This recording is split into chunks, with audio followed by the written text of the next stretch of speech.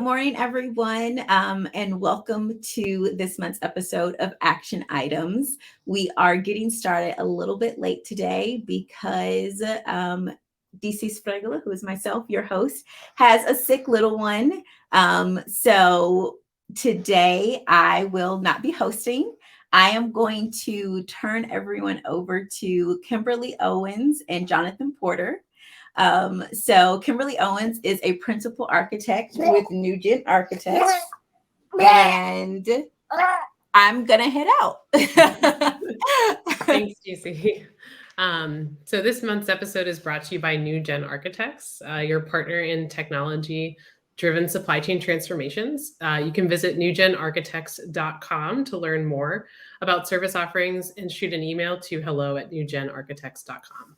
As DC mentioned, this month we are joined by Jonathan Porter, the CEO and founder of PorterLogic, and we're going to be talking about supply chain software, both generally, as there are some concepts that are universal, and more specifically, one of the core technologies that drive product operations, the WMS or warehouse management system. So welcome this morning, Jonathan. It's great to Friday morning with you.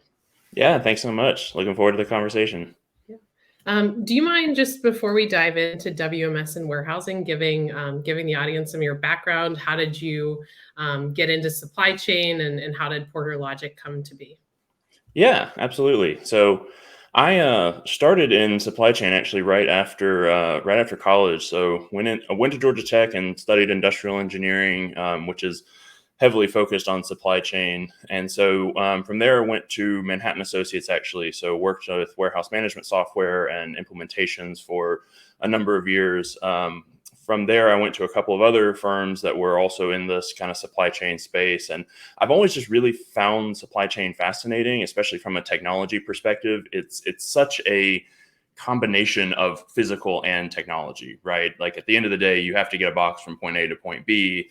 And that's such a unique challenge when it comes to technology and software. So I've just always really been into supply chain, into warehousing. Definitely a warehousing nerd, I'd say. So PorterLogic started about 1.5 or 2 years ago, just based on problems that I had seen and that I had faced in my experience. So I mean, like I mentioned, I was the one who was implementing a lot of this technology and just kind of saw a lot of challenges that could have been solved in a different way and kind of could have been solved with a new way of thinking. So started with a lot of just customer discovery, talking to people, right? Having conversations, attending networking events, shows, kind of, making sure I wasn't the only one that thought this was a problem. From there, built our technology. And then, we've started commercializing over the last 6 to 12 months or so. Yeah, I always love talking to founders that really understand what's going on in the field, and having that core foundation, being able to be out there, see the problem, and actually know how the customers are feeling, I think just goes such a long way with having that empathy. So I definitely agree. Just because I feel like that this is not a problem I probably would have seen if I hadn't been there, right? Like if I hadn't been in the trenches doing a lot of this work, it's not something that's just an obvious type of problem to solve. So absolutely. So as you are starting to work with a new client, just thinking about requirements gathering, for example, what are the key things that you're doing to try to help that client realize, what the right solution is? Is PorterLogic the right solution? Do they need something else? How does that process typically look for you? Yeah, I think that it's really important, especially as a technology vendor, to be focused on the problem that a customer is facing and what and how and if we can solve that problem, right? Like to your point, our solution is not always the perfect solution for every scenario, but I think that getting really granular with what a customer is trying to do is some of the most important from the get-go. And I mean, even before you start formal design, before you really start getting into the actual project itself, when you're really just in a prospect phase almost, you really need to understand what is it that customer is trying to do, because it's one of the unique challenges of supply chain that requirements are often very hard and unmovable, right? Like I can tell a number of stories kind of from my past, but I did a couple of food distribution warehouse implementations, and food has a lot of very specific requirements around whether it's receiving and the information you have to gather, or put away and how you're storing product. So you can't have, I specifically, it's always stood out to me. I remember you can't have chicken over raw vegetables, right? Which makes total sense from a you and me perspective, but to a system that's actually more challenging than you would think. Those are things that are not just off the shelf features a lot of the time. So really trying to dig down into, what is that problem first? And then from there, what is that customer trying to get out of it and trying to solve for? Because it's very often on the surface level, it sounds like something that can be done easily, but then you dig into it and it can't. And that's where a lot of challenges come from, right? That it's 6 months down the road, you've already configured and built part of the system, and then you discover an issue.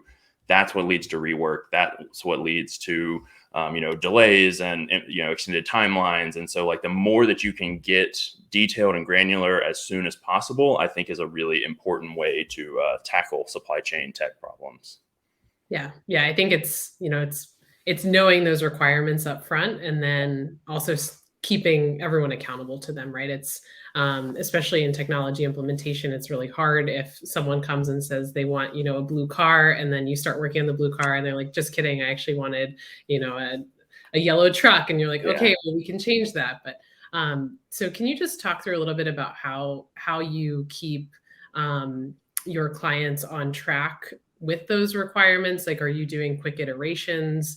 Is it like showing them what the tool looks like? Like, how do you go about doing that to make sure that those requirements that are gathered are what they actually want, and that's what the tool is then showing up as? Yeah, no, another great question. Because changes to requirements are almost inevitable, especially in a supply chain and warehousing setting, right? Like, you can do the best design possible, but you get out on the floor and you realize that there's some process you just didn't account for. And given the complex nature of modern warehousing, right, it's almost inevitable. It's hard to avoid completely that things are going to change. I do personally really think that quick iteration and showing the client the actual system is the best approach to tackle those.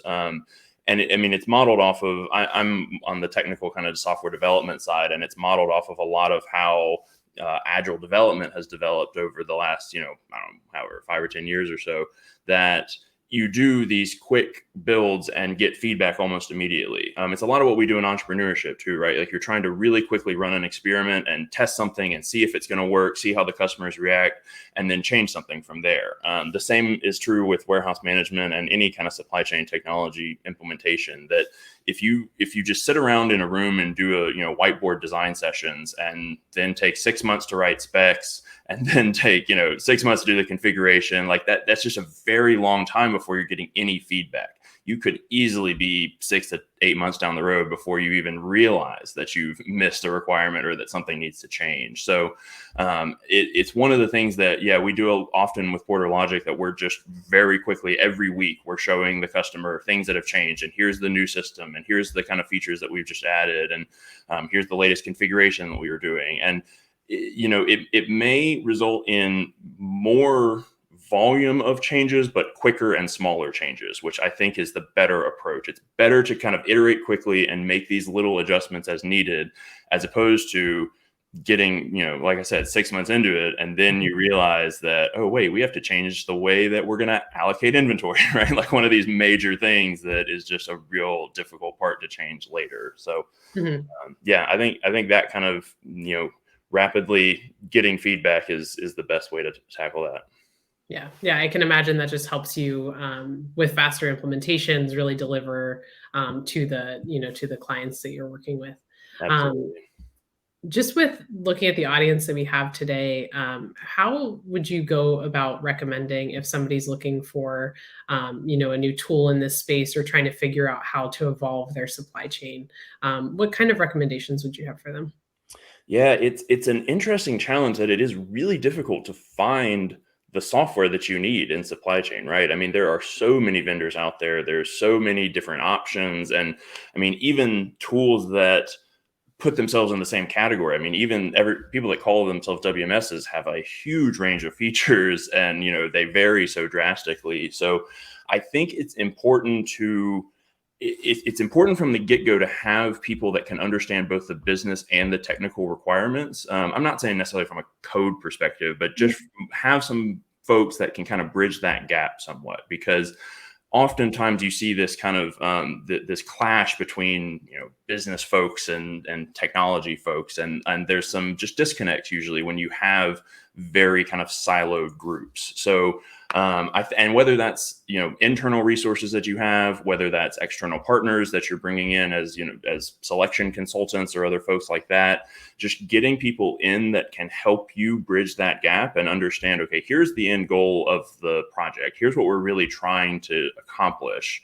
but then how to translate that into your software. Almost that's really that kind of that key sauce, and to do that early, right? Like, again, this may sound like I'm talking design. I'm saying from the get-go, when you're deciding on a solution, you need to be already thinking about this and already having this, because especially, and I mean, I'm saying this as a technology provider, but by the time that you actually start engaging with vendors, they're going to, of course, want you to, buy their system, and they're going to, of course, want to make the case for their system. So you can easily get swayed by what a vendor is going to say. And it's much better if kind of from the beginning, you are very clear on, here's why, always start with why. Here's the business problem we're solving. Here's the inefficiency that we're facing, whatever that may be.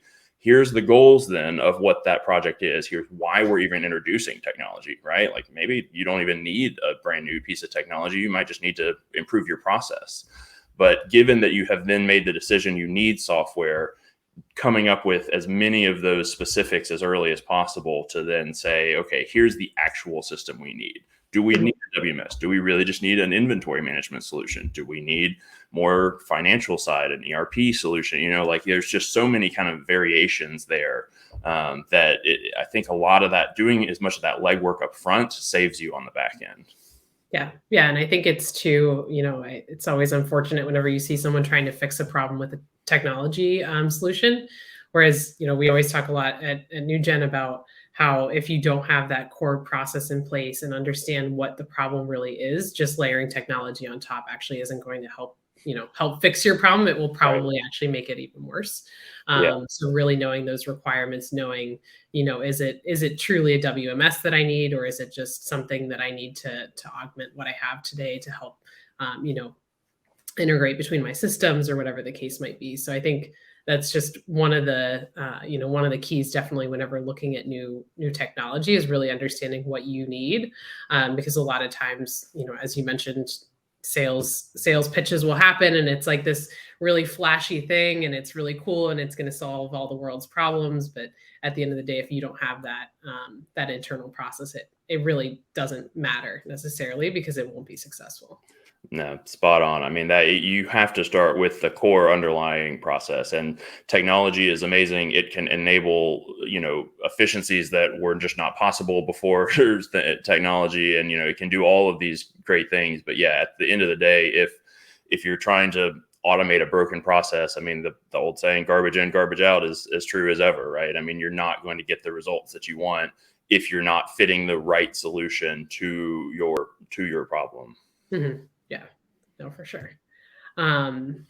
So just, I think, shifting a little bit over to just like resources, how do you go about building these things? The labor market's still tight. Can you talk us through a little bit of, customization versus not, like, as from a developer standpoint, like how does that look for PorterLogic, and what are some of your thoughts on that?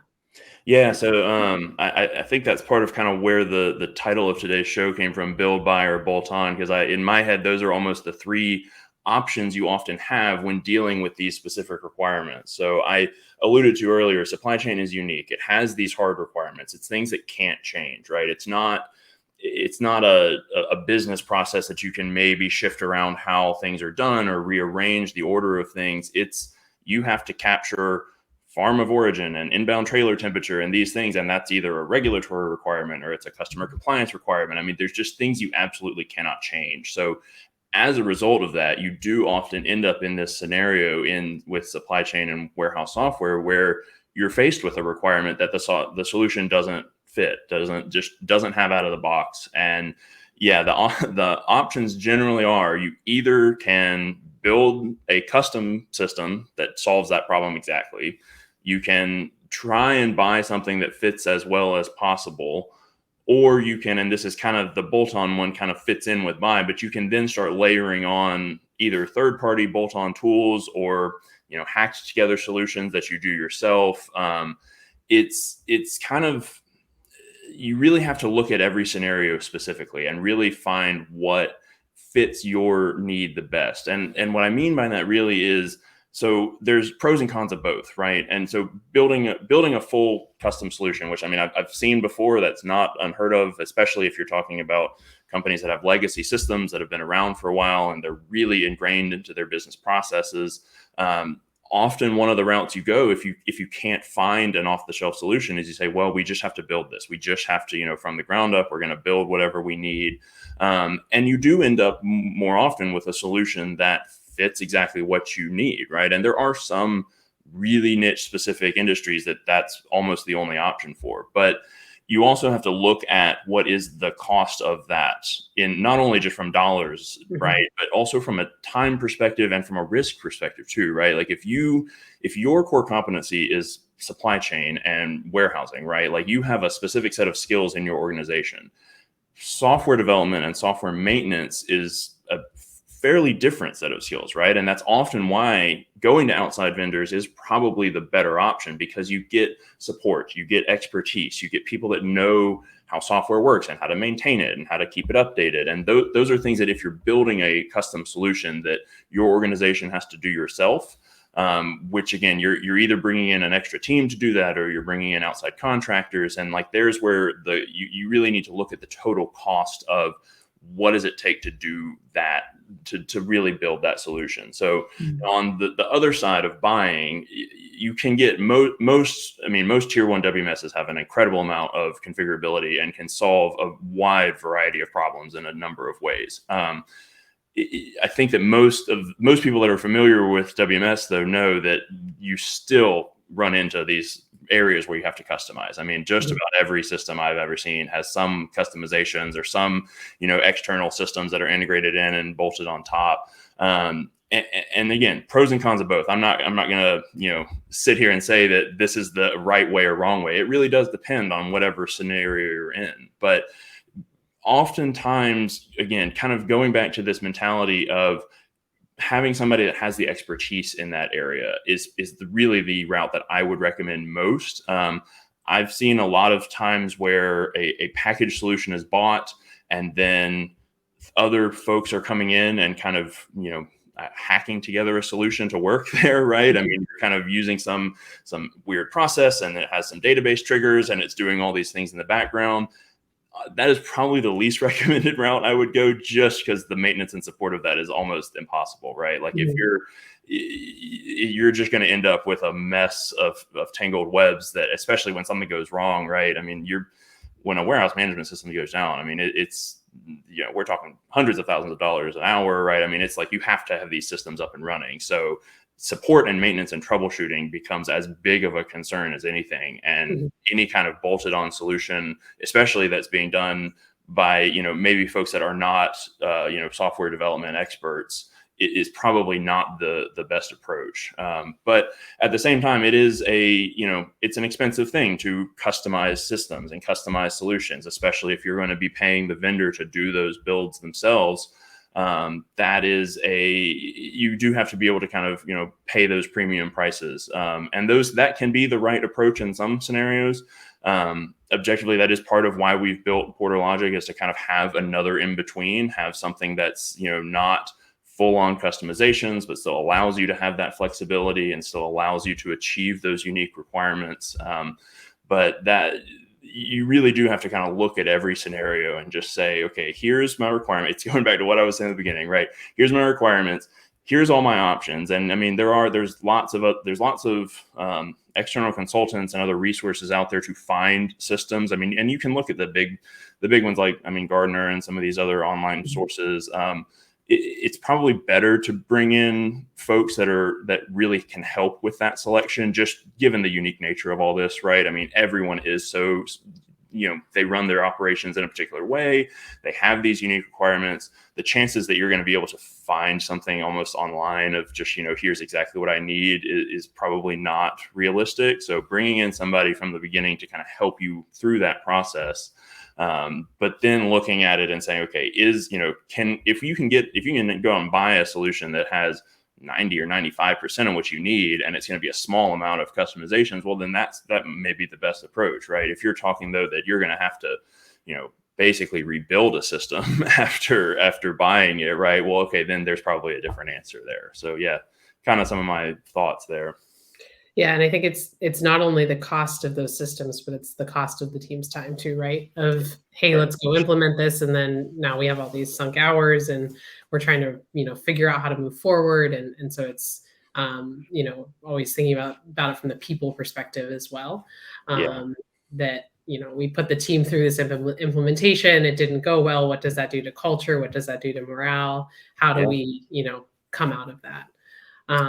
It's important to think about it. I mean, I have been on projects where we have implemented a full system, and 3-4 years later, I come to find out they ripped the whole thing out and just went a different direction because it wasn't working, right? And it's the nature of kind of the industry we're in, but at the same time, you're right. It's challenging from a people perspective, right? To have put teams through that, but even just, if you're looking at it from a pure business, like, dollars and cents perspective too, you've spent a lot of money getting that system up and running, getting it live at a couple sites. And then just to, then to find out that it's not the solution that you want to go with, that's a blow that you would rather avoid if you could.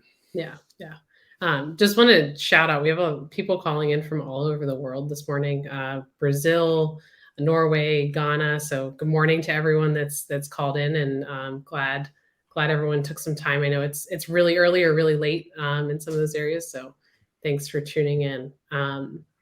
Just wanted to shift over actually a little bit to Nicole, if you don't mind putting the link to Jonathan's blog in the comments.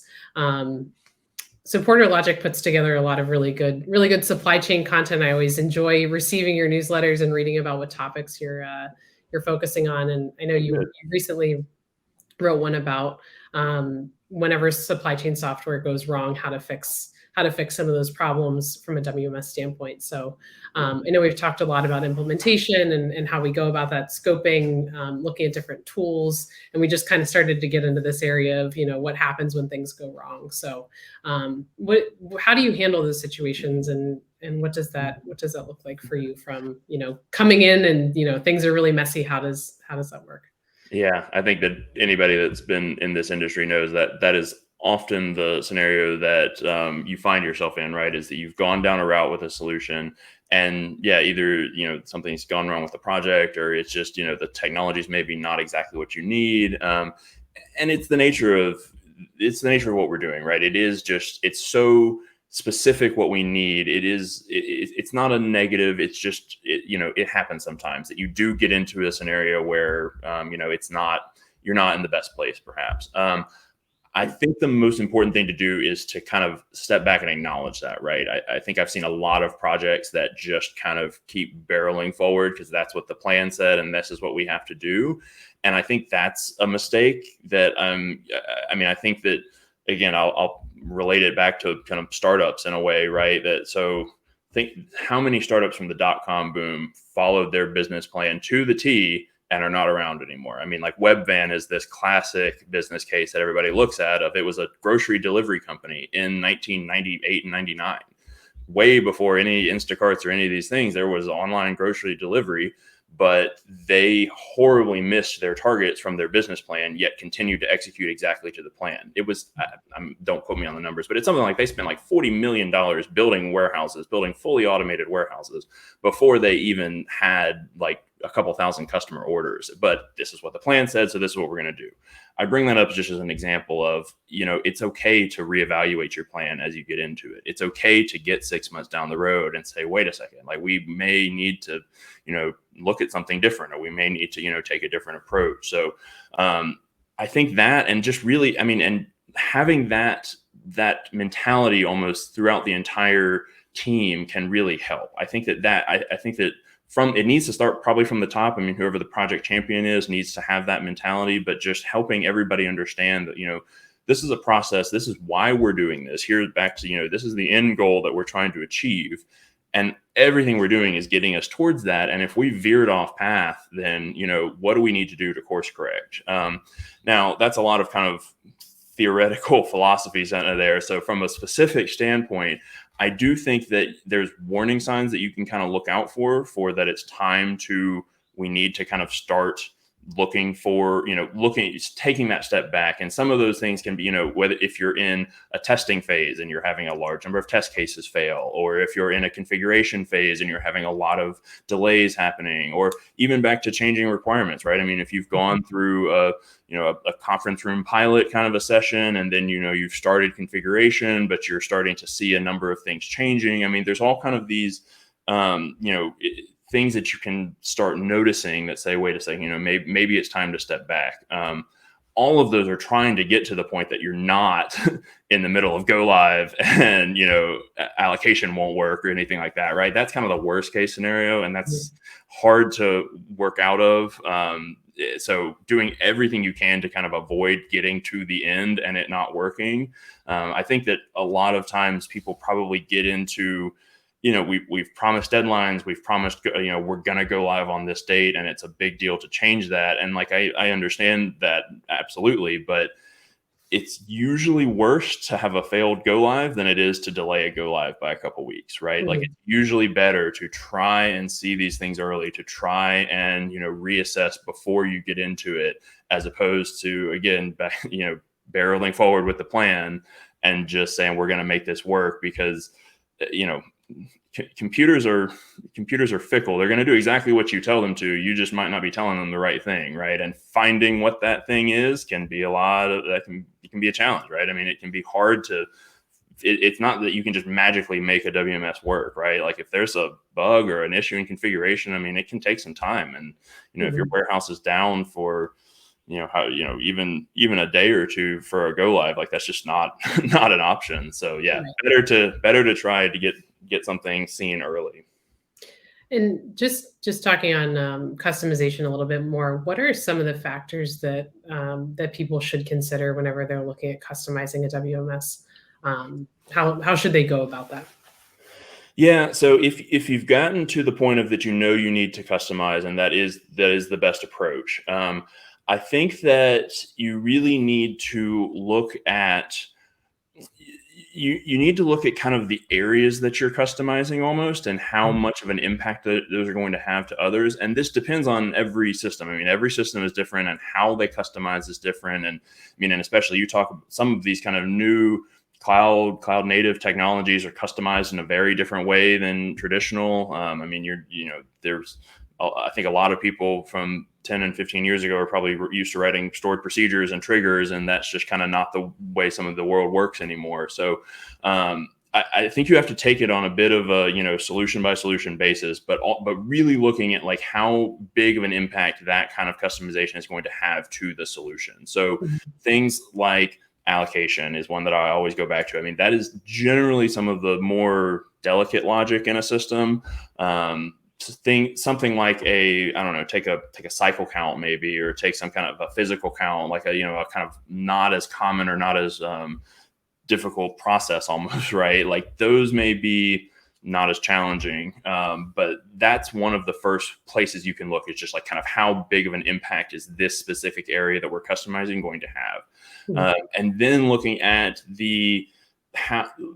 just how big the level of customization is, right? I mean, if you're talking, adding a couple fields onto a screen, well, maybe that's not that huge, right? If it's just a couple of extra lines of text, like, okay, that's something that can go in and be tweaked. But if you're talking about some kind of, really big integration that's going to affect the way that like outbound pallets are generated, or if you're, that's going to affect some kind of major sequencing logic that's going on, like, there's the other big piece of it, is just how large of an effort is this customization going to be? Those are things that your vendor is going to tell you, right? I mean, it's going to be very obvious. They're going to charge you for it too, so you can tell based on how much they're asking for. But I mean, it's usually not terribly difficult to see how big these things are.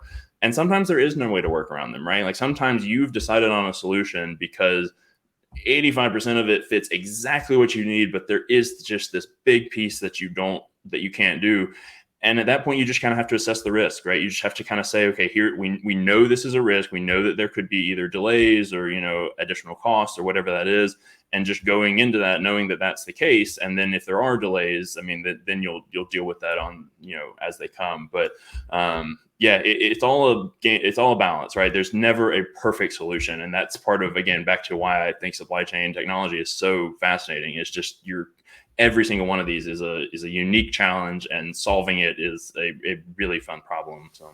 Yeah. That's the one of the things that I always really love about supply chain, right? It's like everyone has a really different supply chain, and it's like they have very different problems to solve. Yeah, you think that it's just like box in, box out, but I mean, you quickly find out that even things that are little that don't seem like they should be that much. I mean, I remember from in the past, I mean, things like trying to ship a retail order with consumer with e-com orders together, right? Like if you're trying to do something, even that level of uniqueness can throw a WMS off its loop. So yeah, you may think that it's not unique, but it likely has some level of uniqueness that you may not realize. So. Yeah, for sure. Do you mind just sharing a little bit of your perspective on intuitive supply chain software? What does that look like, just as people are evaluating new tools out in the market? Yeah, I think that so. It is interesting that a lot of supply chain software has kind of been stuck in a bit of a later generation or an older generation, perhaps, just from a technology perspective. And we are starting to see a lot of new solutions come out that are definitely, I mean, easier for folks to learn and have faster training and things. So, I mean, I remember when I first, kind of was coming into the WMS world and being surprised that a lot of warehousing like barcode scanners were still kind of a pretty green screen user feel, right? I mean, like we had iPhones and all of this at that point, but yet we were expecting people to come into a warehouse and learn a kind of an older technology. So, and again, I can understand why the industry went that way. I mean, we've said it a number of times. This is mission critical software. It's similar to like an airline that's trying to change their routing logic or something, right? Like if it works, you're not going to change it. And I think that's a lot of how supply chain got, is that it is so difficult to implement these systems. It is so expensive to take a warehouse offline for any amount of time. So you get something running and you stick with it. And the industry has done that for a while now. We've also seen, though, we've all experienced over the last couple of years, I mean, just how fragile of a supply chain we really have, right? I mean, I doubt I need to remind anybody of just challenges we all faced with the pandemic and everything. But those are big events that happen. But I think things like that happened all the time, right? I mean, I think everyone that has worked with supply chain technology knows that, I mean, whether it's a worldwide pandemic or whether it's ships getting stuck in the Suez Canal, or there was another ship that was just stuck in Virginia recently, right? I mean, like these things just happen. Like it's just the nature of the beast. So I think that a lot of that has made us see that we do need technology that is better and easier for users and fits more specifically the kind of use case that we have. And even I mean, there's a lot of just like simple things like people have started introducing like gamification into WMSs, and people have started introducing like easier ways for folks to kind of learn about or really learn a new system, make it more feel like using an iPhone or using a tablet or something like this. So I think that it's something that the industry, most people are now very aware of, that we need better supply chain technology. And thankfully the industry really is kind of coming into its own. Mm-hmm. Yeah. It looks like, just based on some of the comments here, that we have a lot of people that are still learning in this space, still kind of beginners. So what are some resources that you could recommend, or how do you stay up to date on what's going on in this space with technology, warehouse, supply chain? Like what sort of tools do you use to do that? Yeah, there's there is a lot of good content out there. Now there's a lot of bad content out there too. So, but there is a lot of great places that you can go to just get, informed and learn about the supply chain technology space, but also warehouse management specifically. I personally read lots of different newsletters and I keep up with, so Freight Waves is one in particular. I mean, pretty big. They're more in like the freight tech industry and freight organizations, but there's a lot of really good, just kind of, like industry newsletters and industry sources. I mean, places like Supply Chain Management Review and Industry Dive, and like there's a number of different kind of places that you can go to just read about a lot of this stuff. And I really think that's probably the best way, especially, I mean, a lot of the major vendors and stuff too are going to publish their own content too, which can also be beneficial, right? I mean, especially if you're on a client team that knows they're going to be implementing one of these solutions, right? Like you could go ahead and try and start finding some of their information or finding some of their, the resources that they're publishing online, things like that. I think that those are some of the ways to kind of stay up to date on it. Honestly, I think too, so like I read Morning Brew every morning, which is basically just like a business focused newsletter. But at the same time, I mean, supply chain is related to everything, right? I mean, that's one part of it, is supply chain is pervasive across everything business related. So even just staying up to date on like what is going on in the world can help you, know what trends are and know where things are going and know what is happening with supply chain technology. And so following trends is important. I think too, just like following what is interesting to you. I mean, that's part of like, I will sit here and talk about warehousing all day because I'm really, really into it, but you have to find whatever that niche is that you're into and just go with that, right? Like if you're really into procurement, or if you're really into, I don't know, sourcing or whatever this may be, right? Like there's niches of other people that are really into that, that really like that. There's even active communities on Reddit that I've like follow and subscribe to that like have conversations about warehouse management and technology and things. So I think that kind of whatever medium you're usually consuming content in, you can probably find content that kind of helps you learn about that. But yeah, follow what's interesting is probably the best way to stay engaged. Yeah. It's amazing how interconnected supply chain is to so many other areas, and just the global nature of it. It's like it's everywhere, and everyone now knows about it. So it's like more and more of that is coming out of people like, oh, now I understand like what's going on or why that's happening in the world. Yeah. So, I remember when I first started in it, it was so difficult to explain to people what I did. Right. Like when I could not tell people like, oh, well, I'm setting up warehouse management systems. Like what is like, I'm configuring things like, but I feel like now, and it's just more people are aware of it, right? Like more people know kind of some of the, like it's gotten a light shined on it in a way. Because we all have felt the effects of some of these things. So I think we're no longer in the just-in-time inventory. We're in just-in-case inventory. So, I mean, it's, things are really radically shifted just because everybody's now very aware of how much supply chain can affect everything. Right. Yeah. Well, I've really enjoyed our conversation. I just want to wrap us up here with some action items that came out of some of our discussion here today. So Nicole, if you can put those up on the screen. So the first action item is really around conducting detailed requirements gathering. So making sure that you understand upfront what you really need prior to going out and trying to find that solution. Anything you want to add to that, Jonathan? No, I think that really is where you have to start. I mean, I think that having a really solid understanding of what you're specifically needing, really starting with that why, I think that leads to success down the road, even if it does take more time at the beginning. Yeah. Doing that homework up front for sure pays off. Yeah, very much. And then action item number 2, talking to solution providers. I can't stress enough how important it is to really understand the market. We've talked a lot about different resources to do that, looking at the Gartner's analysis of what's in the market, looking at, do we want to do it internal versus external? Do we just need the bolt-on solution? So I think really understanding what's in the market and what those solution providers have, and understanding really what you need based on those requirements, so that it's not just a flashy sales pitch that is going to solve all of your supply chain problems.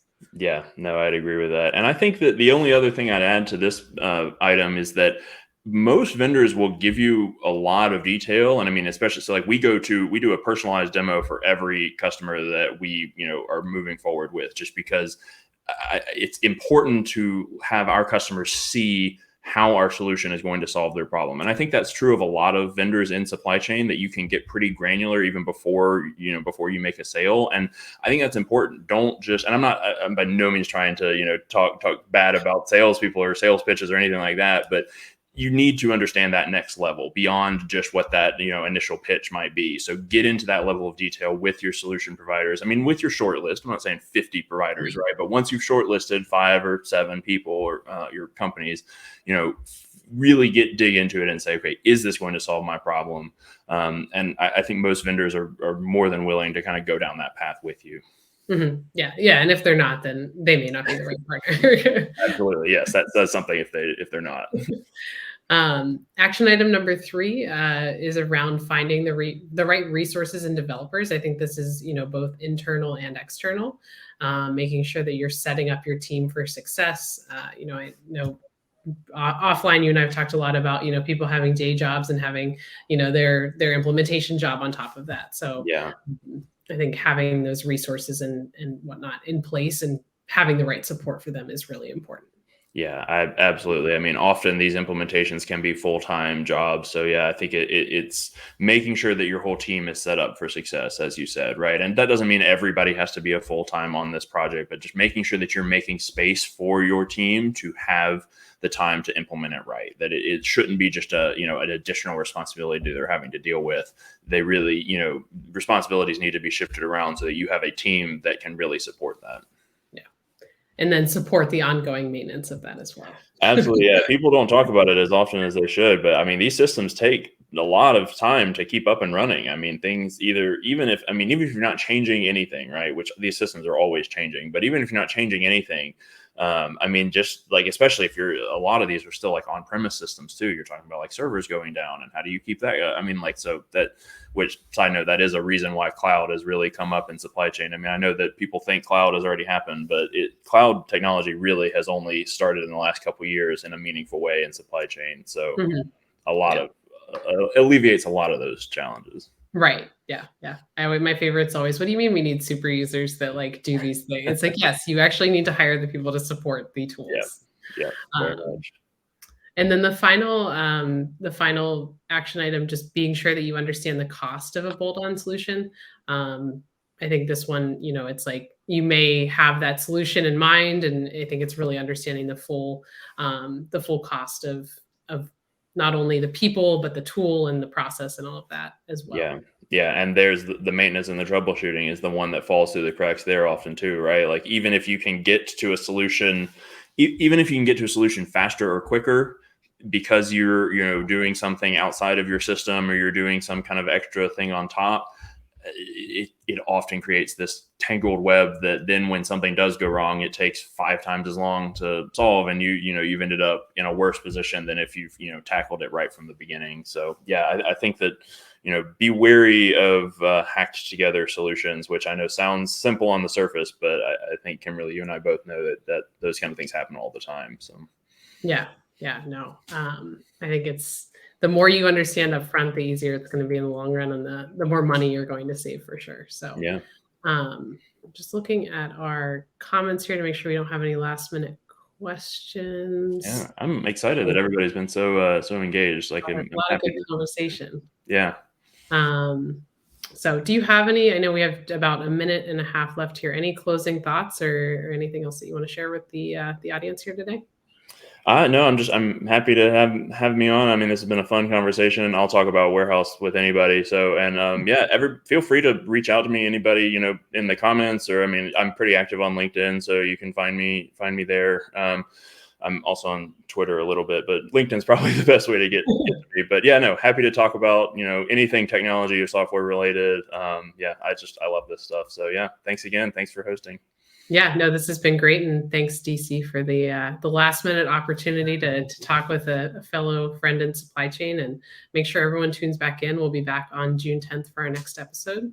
I hope everyone has a wonderful rest of their Friday, and we'll see everyone next month. Thanks. Thanks so much.